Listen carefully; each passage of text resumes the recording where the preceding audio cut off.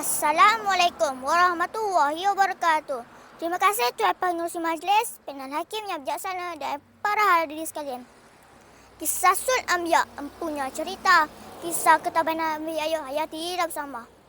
Kawan-kawan, Nabi Ayub merupakan cucu kepada Nabi Ishak dan cicit kepada Nabi Ibrahim. Beliau diutuskan kepada masyarakat bangsa Rum. Allah telah mengurniakan kepada Nabi Ayub dengan kemewahan, harta yang limpah ruah dan anak yang ramai. Baginda hidup bahagia bersama isterinya iaitu Siti Ramah dan juga anak-anaknya di daerah Syria. Baginda sangat suka akan bersedekah dan berbuat baik kepada fakir miskin. Kawan-kawan, marilah kita mencontohi sikap pemurah dan suka tolong-menolong seperti Nabi Ayub dengan cara bersedekah, berzakat dan tolong-menolong antara satu sama lain. Oleh sebab itu, umat Islam haruslah menghulurkan bantuan kepada penduduk Syria yang menjadi pelarian akibat penggolakan di sana. Firman Allah di dalam surah Ibrahim ayat 7.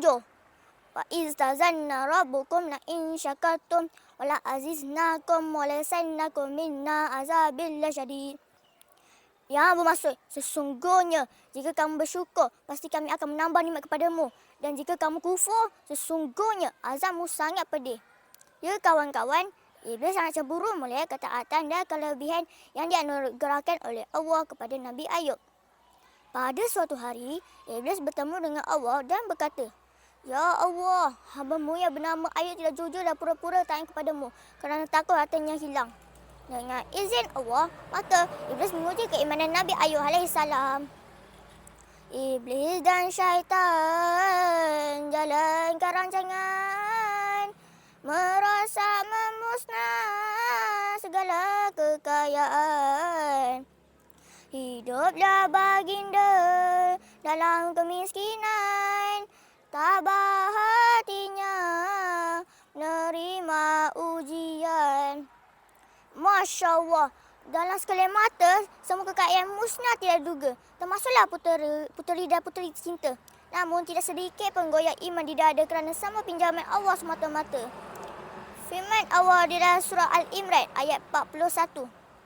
Zalika matu'ul hayati dunya wa indahu hasanul almab. Mafhumnya, semua ini adalah kesenangan hidup di dunia dan ingatlah kepada sisi Allah adalah sebab baik sampai kembali. Ya kawan-kawan, walaupun Nabi Ayub tiba musibah, baginda tidak tabah dan sabar. Kita perlulah berfikir dan bermuhasabahlah kata musibah yang berlaku seperti banjir besar yang kerap kali melanda di beberapa tempat di negeri kita seperti Kelantan, Terengganu, Pahang dan selainnya. Sangat banyak kerosakan harta benda yang menyebabkan kehilangan keluarga tercinta. Semua ini adalah ujian Allah.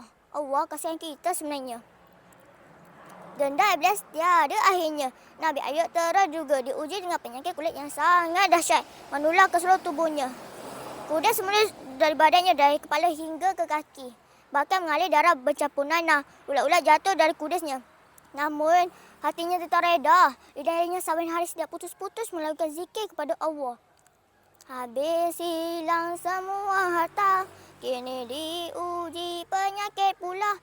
Di sisi di pula semua tetangga, namun hatinya tetap kepada Allah. Di sisi di pula semua tetangga, namun hatinya tetap kepada Allah.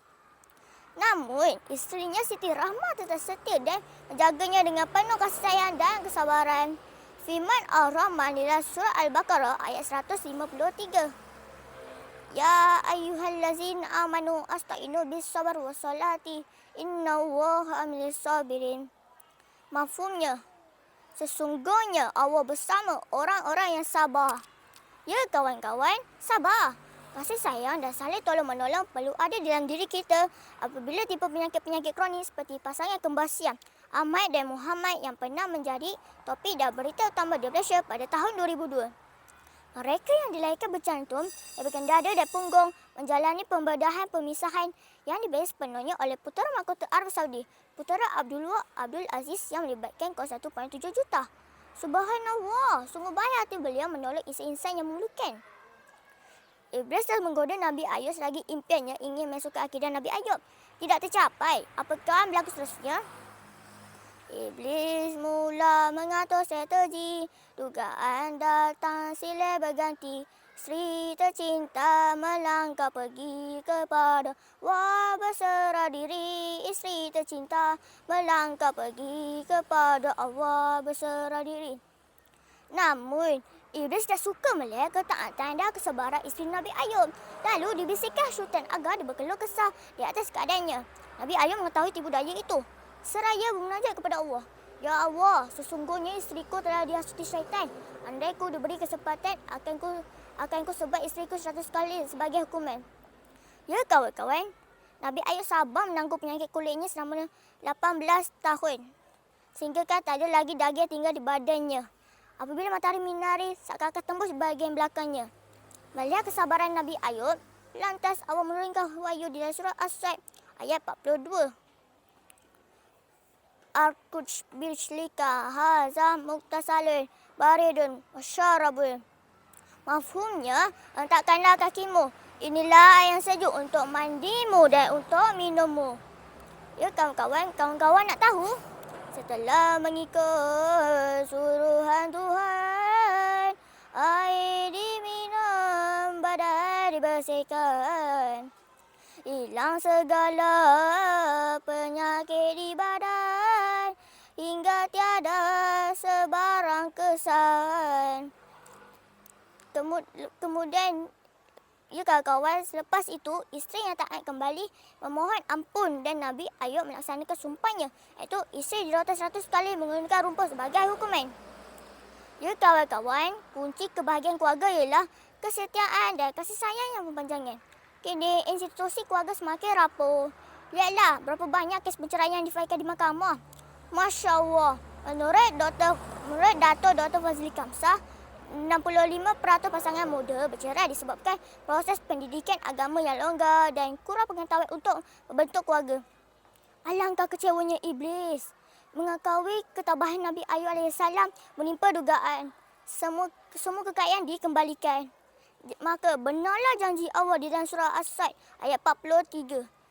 Wahwahna lahu ahluhu wa mislahum ma'ahum rahmatan minna wa zikra liulil albab.